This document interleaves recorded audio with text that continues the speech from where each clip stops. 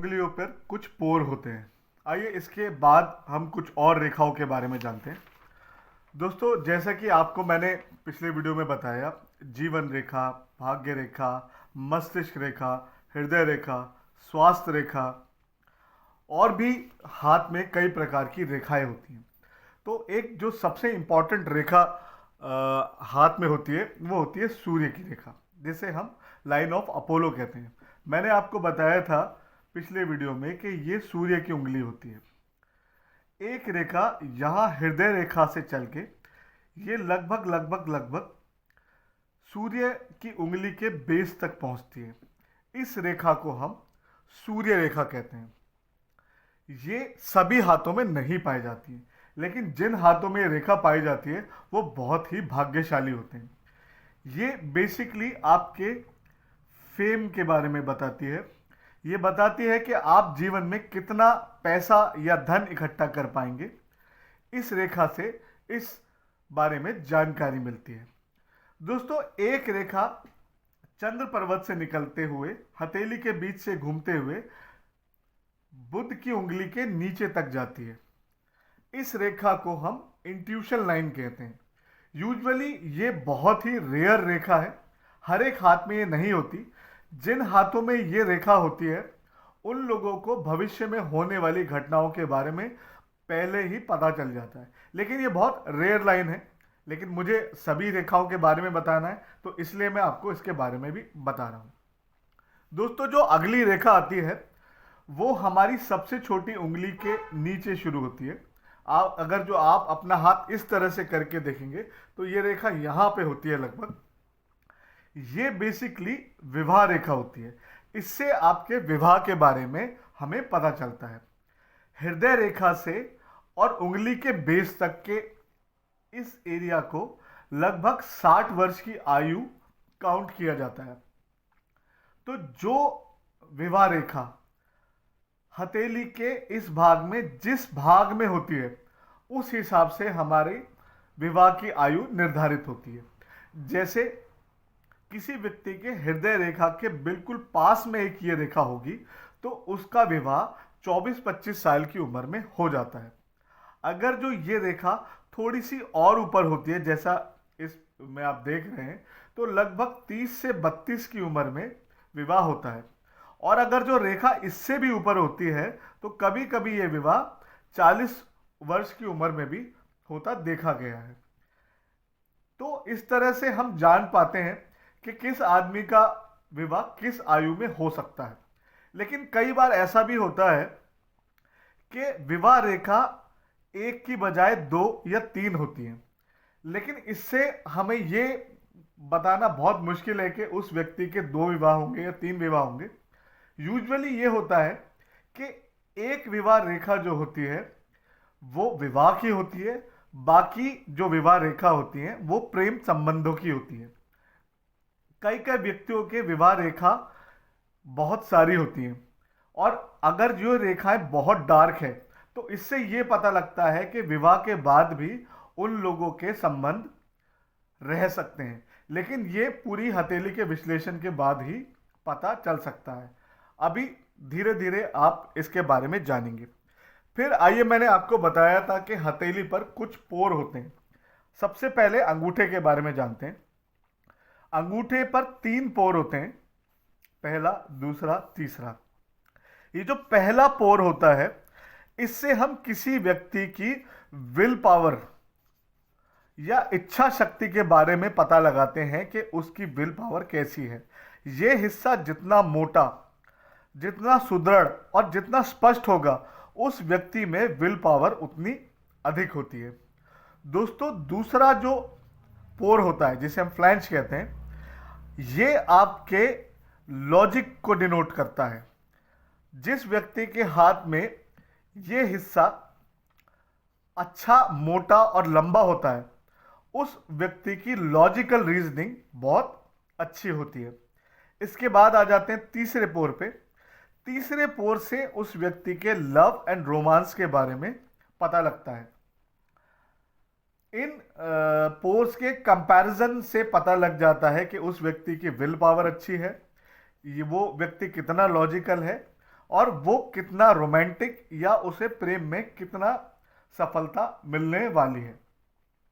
दोस्तों इसी तरह से हमारी कुंडली में या सॉरी हमारी हथेली में पर्वत होते हैं। जो सबसे पहला पर्वत मैं डिस्कस करूंगा वो है शुक्र का पर्वत। जो सबसे ऊंचा उठा हुआ भाग होता है हथेली में, इसे हम शुक्र का पर्वत कहते हैं।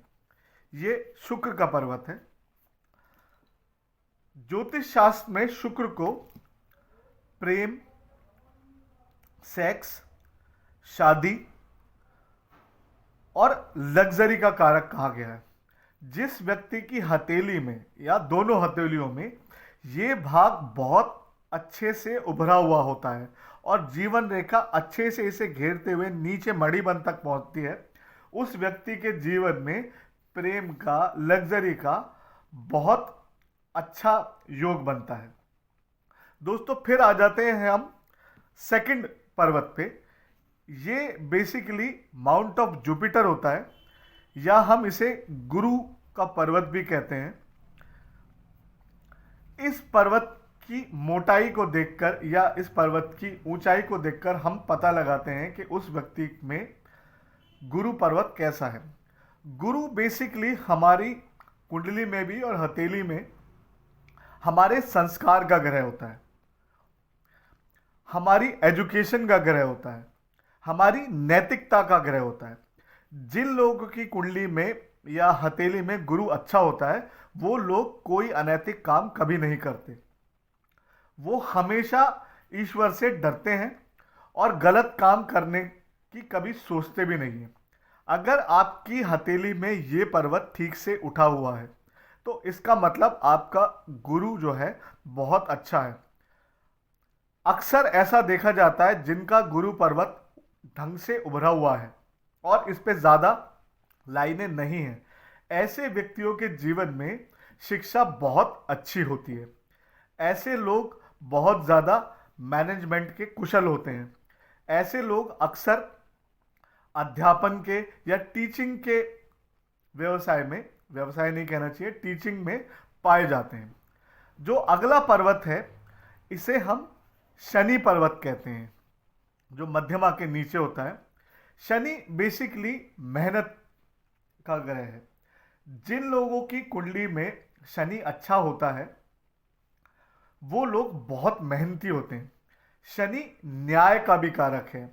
तो कई बार मैंने ऐसे देखा है कि जिनका शनि पर्वत बहुत डेवलप होता है या बहुत अच्छा होता है वो लोग कानून के क्षेत्र में बहुत अच्छा करते हैं।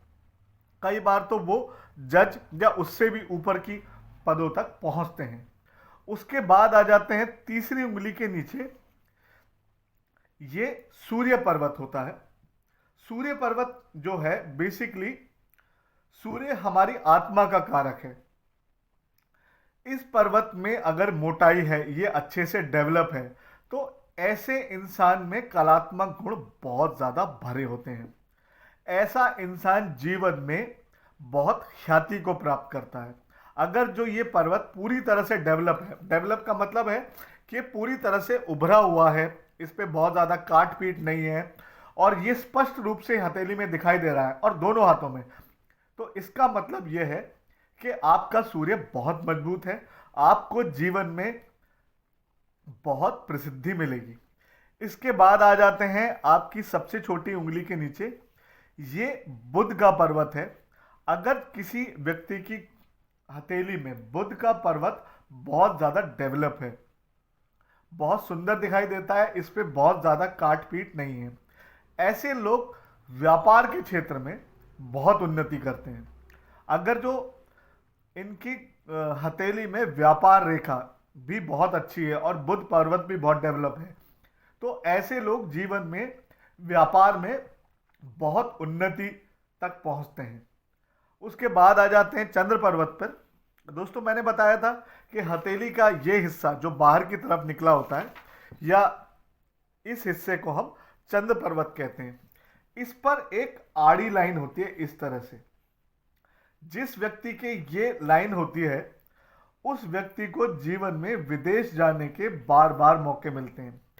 अगर जो और भी योग कुंडली में अच्छे हैं तो इस परिस्थिति में वो व्यक्ति विदेश जाकर बहुत धन कमाता है और कई बार तो परमानेंट सेटलमेंट तक के उसके योग बन जाते हैं।